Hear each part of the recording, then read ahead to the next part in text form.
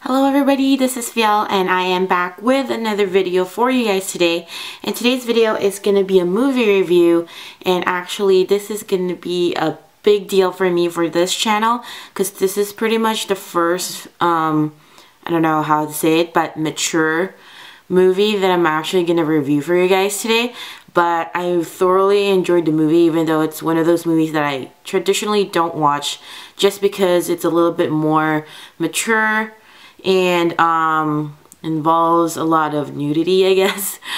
Alright, so disclaimer, if you are under 18 or a minor, maybe not watch this review. I don't know, there's no like nudity involved in the video itself because I don't want to get flagged or anything. I'm not going to show you guys, like, I'm going to link down the trailer, but yeah, pretty much I'm just going to really talk about it and just review it from the video. Anyways, today's review is gonna be on a movie. It's a Korean movie entitled The Concubine. It was shown, I believe, this last year in 2012 in the summer. I believe it was like around not March, I think it was April that they showed this movie. And the movie is actually available here on YouTube with subtitles, so that's where I watched it. I just, you know, went on YouTube and watched 2 hours of very artsy Korean movie.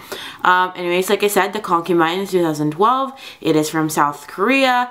It is a historical seductive film that's pretty much a sort of like a suspense thriller type of movie, but mostly it's a periodic film.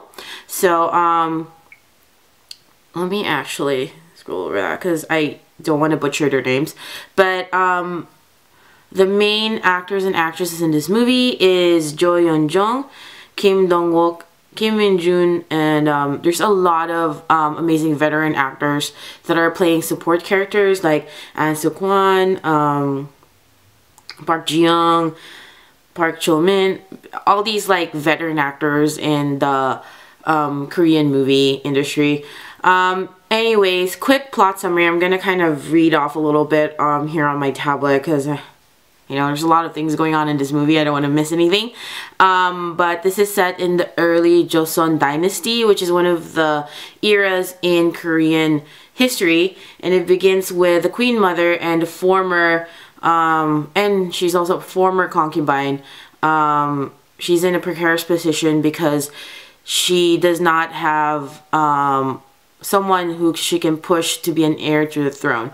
So she ends up pretty much upstaging the current king, who is her stepson, and poisoning him so that she can put her own subservient son, who is Prince Seongwon. He's played by King Dongwook. And he's pretty much a very timid prince, but on one of his journeys, he falls in love with Yeo Jeong's character, who is Hwayeon, who is a daughter of one of like a merchant or something. The Queen Mother finds out about this, and because she doesn't want, you know, the timid prince to find love and everything and ruin her plans of putting him into a throne, she ends up making the current king take her Hwayeon as a concubine. Fast forward 5 years later, Hwayeon becomes the queen pretty much just because she gave the king a male heir. Prior to all these things happening, one of the characters, Kwon Yoo, Min Joon, lives in the same house as Hwayeon, and they are lovers, but they end up getting separated during the elopement because the Hwayeon's father finds out, and he gets castrated for his mistake of taking her and running away with her. So he ends up going into the palace as well. Five years later, fast forwarded, as eunuch, I don't know how you say that word, eunuch, I think, to become a servant to the king and actually exact his revenge on Hwayeon.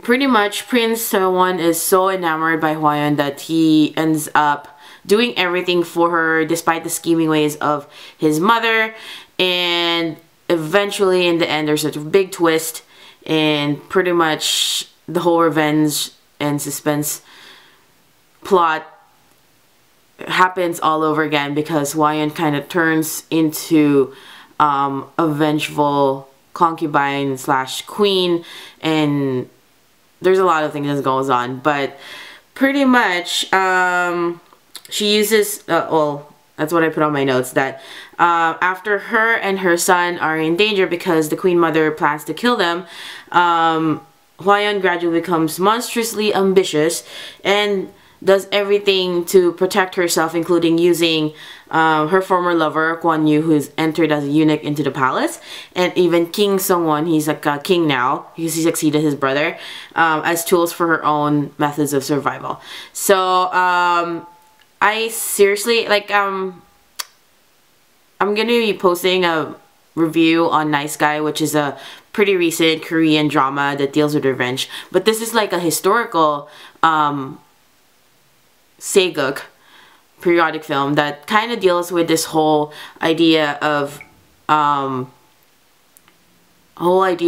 being revengeful, and all the political intrigue that surrounds it becomes really thrilling because you don't know who says the truth and who's kind of just maneuvering themselves into power, and there's this whole play of power versus love, and also what corrupts, like what lust and desire does to corrupt over what power does to corrupt somebody who, especially I felt really bad for Kim Dongwook's character, who is Prince Soon, who started to be a really like innocent young man, and he turns into this just, you know, paranoid king. So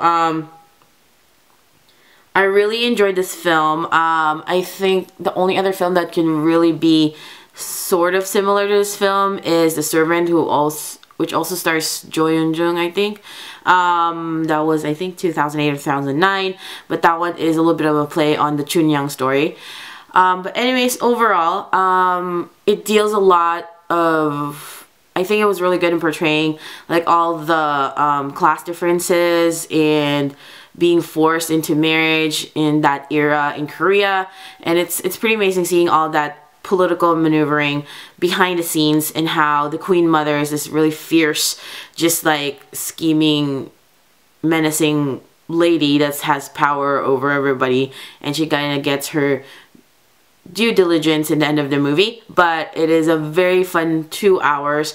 Fair warning though, there is a lot of sex scenes and nudity in this movie, just because I think Koreans are really, like my own personal opinion, I think they're very much more liberal in terms of, compared to their Korean dramas, which hardly shows any nudity or any like sex scenes, I guess.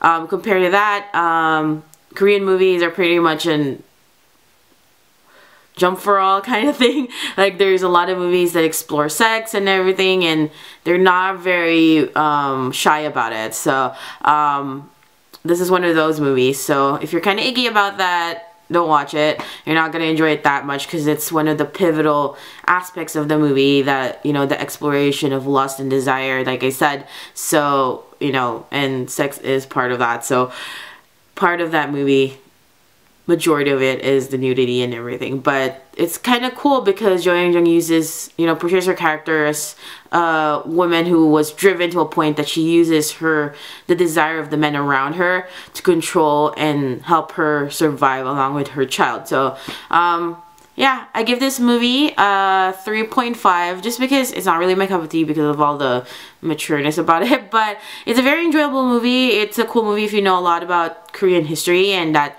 Joseon Dynasty and that era, but other than that, you know, it is still one of those very, very mature movies. So I give it a 3.5, and that would be it. Thank you so much for watching this video, and click subscribe if you guys want to see more movie reviews from me.